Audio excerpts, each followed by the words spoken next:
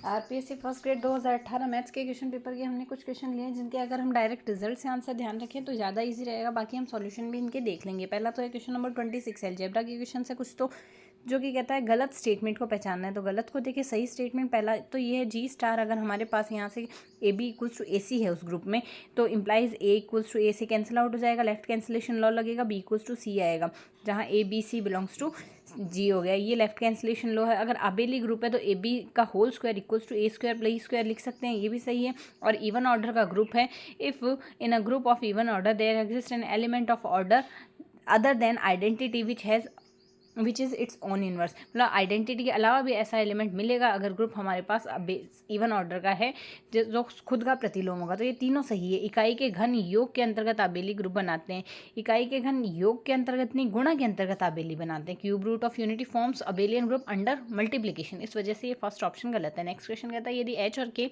किसी आबेली ग्रुप जी के दो एरिक्त उपसमुच्चय सब ग्रुप है देन एच के हमारे पास यहाँ से सब ग्रुप होगा यदि हमारे पास एच और के दोनों जी के सब ग्रुप है। अगर एच और के दोनों जी के सब ग्रुप है तो एच के भी हमारे पास जी का सब ग्रुप होगा। ये भी हम डायरेक्ट रिजल्ट से ध्यान रख सकते हैं स्टेटमेंट से। यदि F one equals to Z, F two equals to minus of Z, F three equals to one upon Z तथा F four equals to minus one upon Z, तो ये हमारे पास यहाँ से फलनों का योजन आबेली ग्रुप होगा। 6 ऑर्डर से कम के सारे जो ग्रुप होते हैं वो आबेली होते हैं, क्योंकि 6 ऑर्डर से कम के या तो एक ऑर्डर का ग्रुप हो जाता है, ये हमारे पास ट्रिवियल ग्रुप होगा। दूसरा होगा 2 ऑर्डर का जो प्राइम ऑर्डर का ग्रुप है, 3 ऑर्डर का भी प्राइम ऑर्डर का ग्रुप है, 5 भी प्राइम ऑर्डर का ग्रुप है, और जो 4 होता है वो पी का स्क्वायर इसलिए आबेली होगा। तो ओवरऑल 6 से कम ऑर्डर के सारे जो ग्रुप होते हैं वो आबेली ग्रुप होते हैं।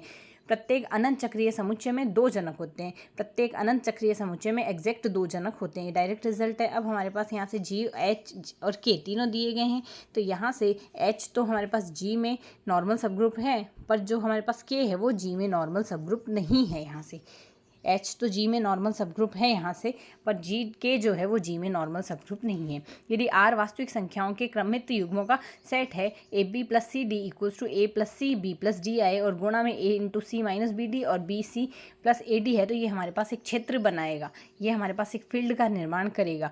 नेक्स्ट है वह श्रेणी जिसका एनवां पद ये है, तो ये हमारे पास श्रेणी exponential minus N square X है।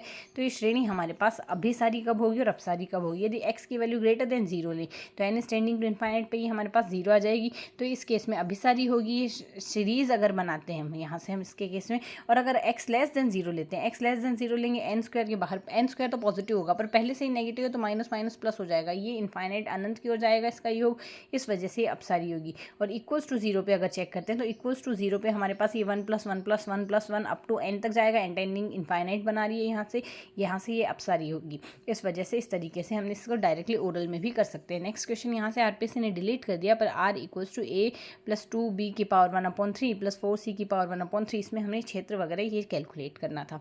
नेक्स्ट था यहाँ से सम्मिश्र संख्याओं a प्लस आइटा b का अवयवों का सेट, यहाँ से अवयवों का सेट है, ये हमारे पास a माइनस बी बी और a, ये हमारे पास यहाँ से समाकारिता बनाता है।